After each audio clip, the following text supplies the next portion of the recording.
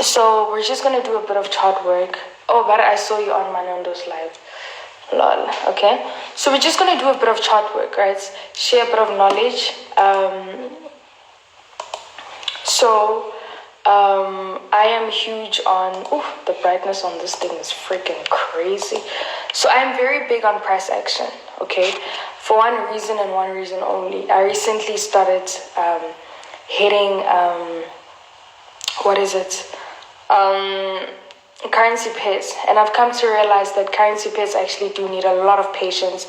But if there's one thing I can tell you for sure, it's that they are so strict on respecting every single technical point or technical whatever that has been drawn out. They obviously do need a lot of patience, but if you have your technicals on point with currency pairs, you can never go wrong.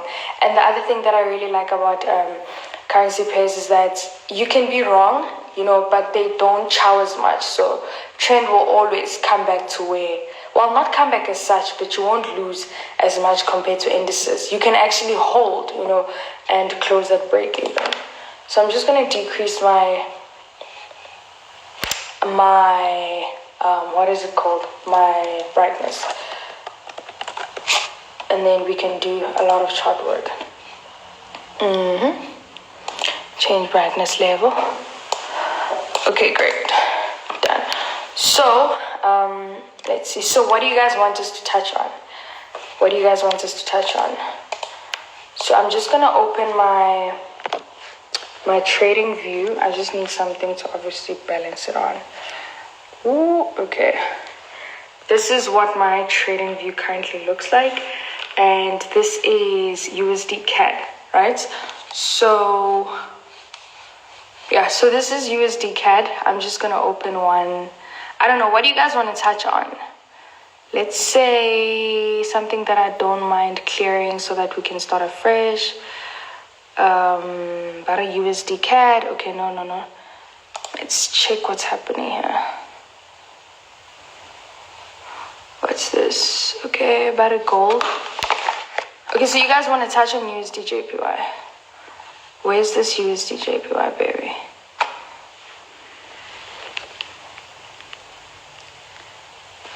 Can we actually agree on one currency pair to analyze? Please. So we're all on the same. So let me just try get this thing. So you guys said USD JPY, right? Obviously first have to clear the analysis. Okay. I'm just trying to clear the analysis.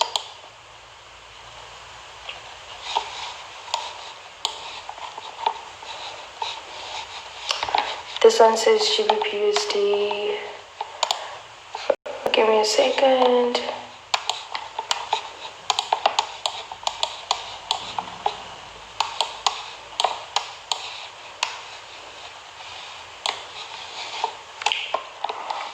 Okay, here's DJPY.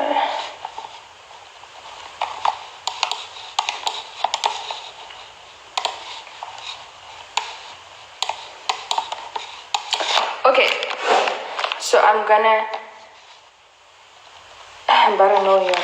Okay, so I'm gonna touch on USD JPY before we move to something else.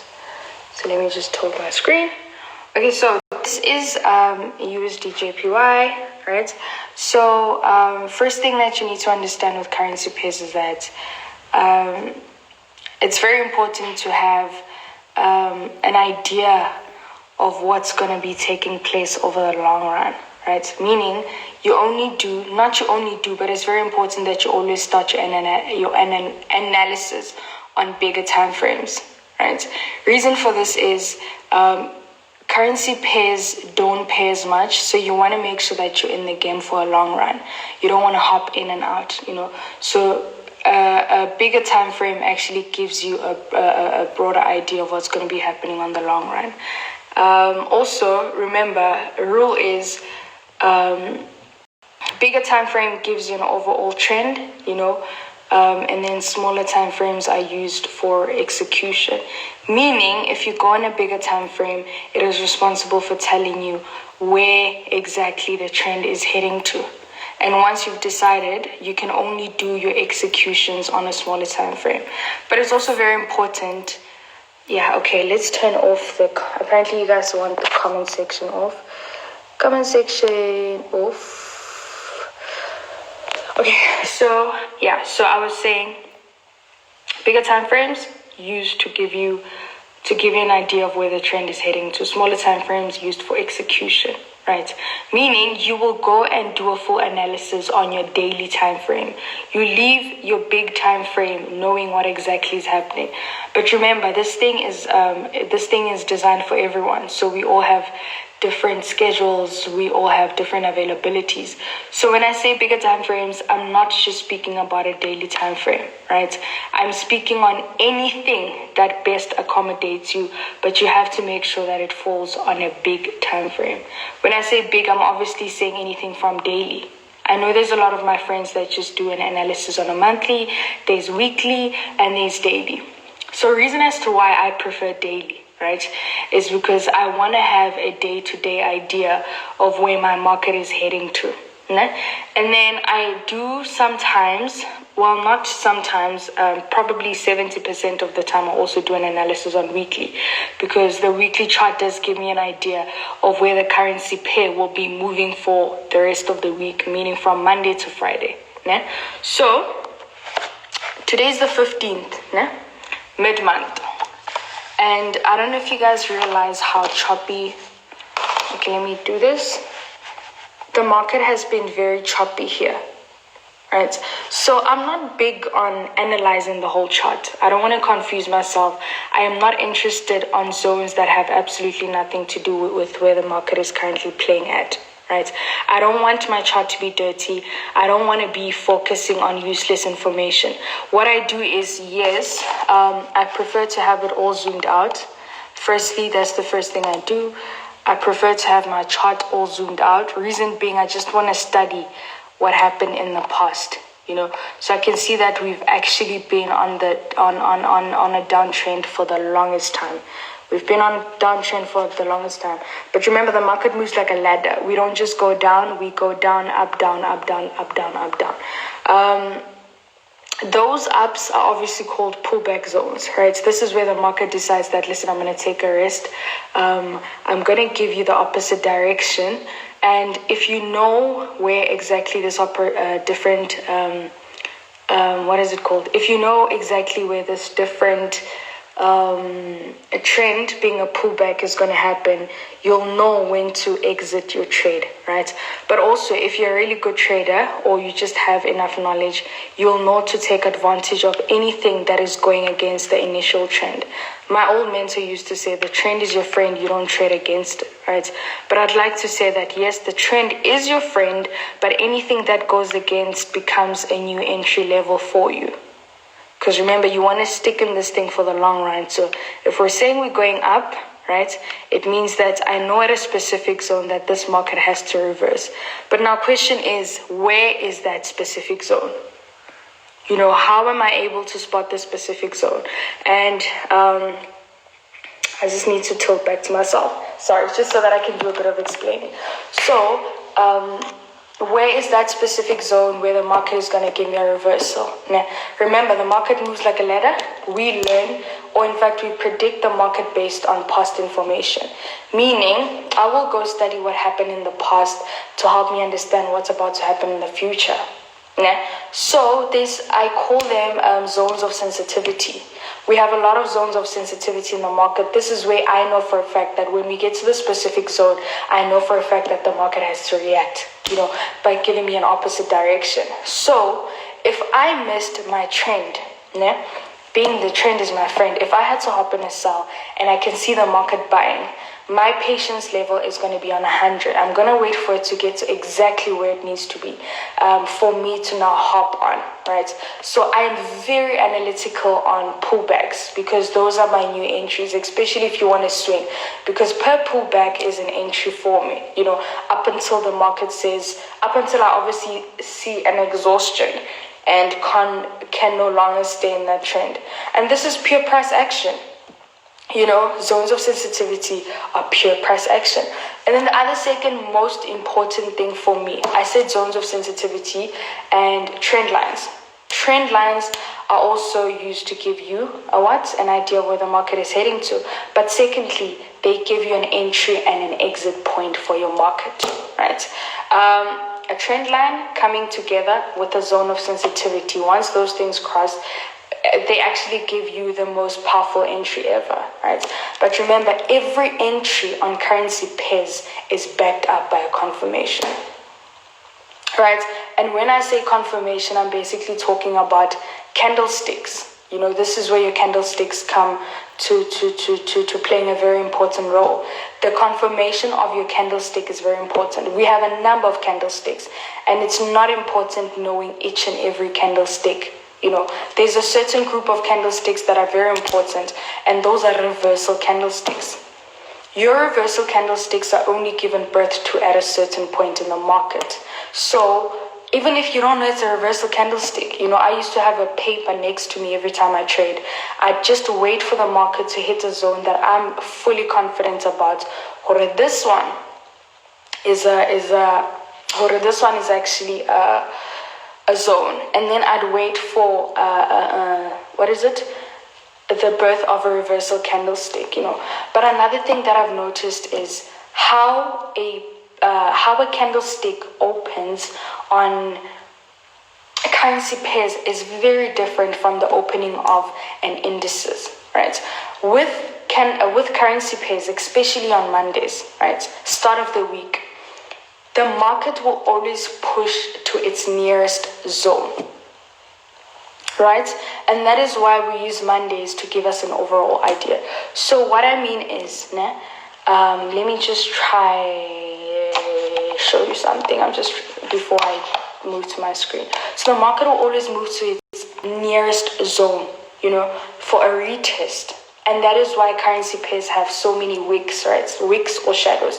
It's because the market will open with no wick, it will push to its nearest zone of sensitivity, nearest common area, whatever you want to call it. And once it touches that, you'll come to realize that mostly that's the zone where you find your trend lines. It's just basically a retest. It will make its way down again, right? But now let me show you what I mean. If you know currency, also guys, it's very important knowing every single pair you trade. The behavior of every single candlestick, every single currency pair is very important, because currency pairs, they move around a lot. And the biggest mistake I've seen a lot of people do is focusing on smaller time frames on currency pairs. They have so much movement. It's not like Nasdaq. Nasdaq moves to where it needs to be. It finishes. With Nasdaq, you'll probably make what you need to make in less than an hour or even an hour. Anything above an hour is good money, like really good money. But with currency pairs, your ass has to be very patient. It can last you for like 6 hours, because we have so many tests, we have so many retests, we have so many zones that have to be touched, So you have to avoid focusing on smaller time frames, especially your 15 minutes. I have a mentor that once taught me to analyze 15-minute chart, and I won't lie to you, that thing will cause you so much confusion because of the noise that goes on in that chart. It's too much, it's too much. So bigger time frames win. I'd say once you find your entry, once you conclude on what trend you're gonna take, on your big time frame, make sure you go to something like H1, H4, to find your entries. So let me show you what I mean by entries, because this is what I do. I'm just going to open something that I've obviously already analyzed. Let's say Euro NZD, for example.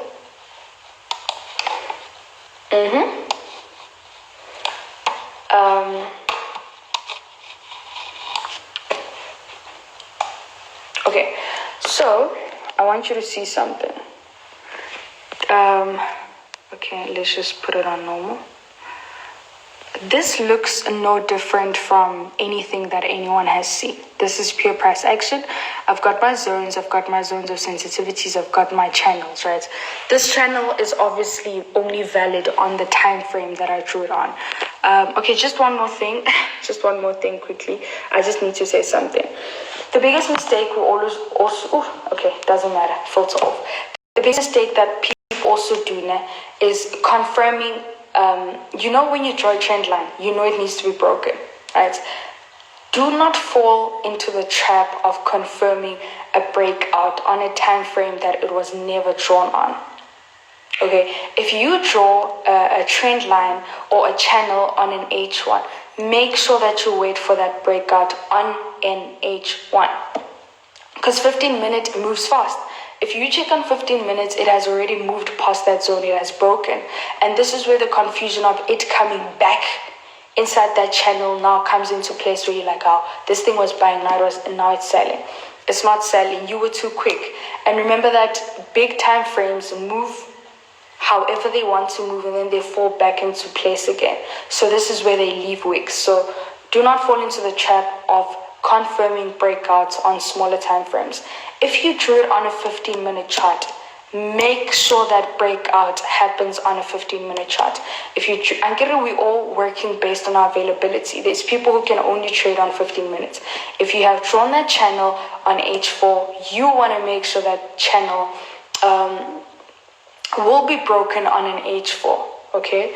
Don't fall into the trap of that whole story I just spoke about. Okay, so I'm just going to open this again. Okay, so this is what my Euro NZD chart looks like, right? I'm very big on zones of sensitivity. In fact, let's clear this whole thing. I'm very big on zones of sensitivity, right? I told you I'm one that prefers to analyze like this. I first check out what the hell's happening on this chart, by obviously zooming out. I can see that I don't focus too much on past information. Past information is important, but only past information that is closely related to where my market is currently moving at, right? Now we can see that whole downtrend, right? I can see that it's obvious, like this downtrend was obviously broken. This downtrend was broken. So I can now see the market taking its buys. So let me just delete that. It's not important now. I wish I had a tripod for this, because this is a lot. Okay. Now I'm just going to analyze on what's happening here. This is what I'm mostly concerned about. I'm just going to draw a trend line from my lower zone. Already I can tell what's happening. This was an uptrend. We can see the market pushed, it came down to retest. Now let me show you. Right? I always want to understand why the market turned. I always want to have an idea as to why the market turned. I'm just going to draw a zone here, and this is now my zone of sensitivity. The reason as to why I labeled it as zone of sensitivity is because I know for a fact that in the future, the market will come give me a similar move round about that area. So we already have a zone of sensitivity. So I can see that the market pushed up, it came down. Why was the market pushed? Why did we get that opposite here, that pullback, right? That I said I use as a new entry. We obviously, if you go back in time, you can obviously see this has been, let's do this. This has obviously been a sensitive zone for the longest time. You see, this has been a sensitive zone for the longest time. So it's of importance. So I can see that the market did pull back. Where's my finger? I can see that the market did pull. Sorry guys, never mind my nails, but I have to use this. The market did pull back. It went back to a trend line, right? And remember, this trend line had not yet come to existence, because your trend line is drawn using 2 points, right? This has to be point number